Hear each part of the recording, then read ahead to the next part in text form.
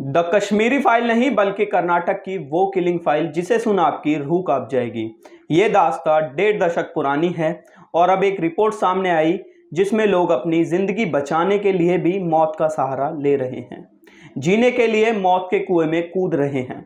नमस्कार, मैं अभिषेक हूं और आप देख रहे हैं इंडिया रिपोर्ट का प्रोग्राम रियल रिपोर्ट। ये रिपोर्ट आपको ये बताएगी कि हमारा देश किस दिशा और किस दशा में है। 28 जुलाई 2022 को मैंगलोर के सूरतकल इलाके में मोहम्मद फाजिल की दिन दहाड़े हत्या कर दी गई।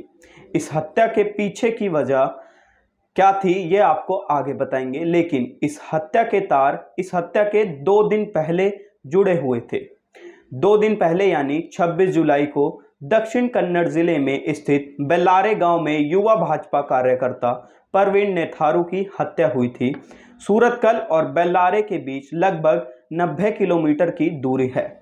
रिपोर्ट के अनुसार दोनों मृतकों का आपस में कोई संबंध नहीं था। दोनों घटनाओं को अंजाम देने वाले भी आपस में किसी तरह से जुड़े नहीं थे, लेकिन फिर भी इन दोनों हत्याओं का एक सूत्र आपस में जुड़ा हुआ था। फाजिल की हत्या परवीन की हत्या का बदला लेने के लिए की गई थी। रिपोर्ट की माने तो फाजिल के हत्यारे हिंदू जागरण वैदिक से संबंध रखते थे। इसे देख ऐसा लगने लगा कि जैसे मानो कि अगर एक हिंदू की जान जाए तो मुसलमान की जान जानी तय है। रिपोर्ट की माने तो मोहम्मद फाजिल की हत्या जिन युवकों ने की उनका भी परवीन नेथारू से कोई संबंध नहीं था, लेकिन उन्होंने एक हत्या का हिसाब बराबर करने के लिए दूसरी हत्या की थी। आप और हम मैंगलोर की उस स्थिति से अनजान हैं जहां लोग खुद को जीवित रखने के लिए मौत के कुएं में कूदना पसंद करते हैं। 10 सितंबर 2009 मोहम्मद आसिफ और मोहम्मद मुस्तफ़ा ने अपनी जान बचाने के लिए मैंगलोर से होकर बहने वाली नेत्रावती नदी में छलांग लगा दी। फिर भी दोनों अपनी जान नहीं बचा पाए। दरअसल इनको गौरक्षक की एक भीड़ ने पुलिस के साथ मिलकर घेर लिया था। नेत्रावती नदी पर बने एक पुल पर पुलिस के सामने भीड़ ने दोनों को पकड़कर पीटना शुरू कर दिया था। बचने के लिए उन्होंने नदी में छलांग लगा दी, लेकिन फिर भी दोनों बच नहीं पाए। दोनों की लाश नदी से बरामद की गई। आप ही सोचिए, जिस देश का कानून यह कहता है कि 100 दोषियों को छोड़ा जा सकता है लेकिन एक निर्दोष को फांसी नहीं दी जा सकती, उस देश में धर्म और गाय के नाम पर किसी की जान लेना कितना भयानक है।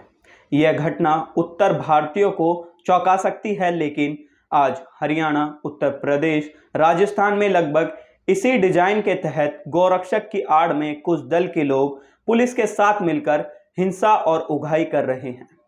कर्नाटक में यह मॉडल 1.5 दशक पुराना है। इस मॉडल के कुछ चुनिंदा औजार हैं: भय, असुरक्षा, धार्मिकता और सांप्रदायिकता। खैर, सांप्रदायिक मतभेद की यह लहर दिन प्रतिदिन हमारे देश में आम होती जा रही है।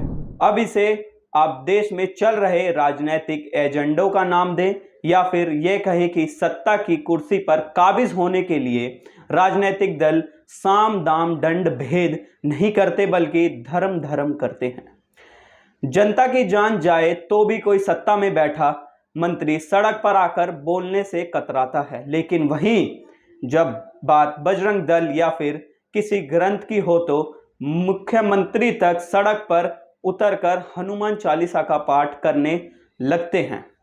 इस रिपोर्ट को देखने के बाद आप ही सोचिए कि हमारा देश किस ओर जा रहा है। इस खबर में मेरे साथ इतना ही। ऐसी और तमाम अपडेट्स के लिए बने रहें मेरे साथ इंडिया रिपोर्ट में।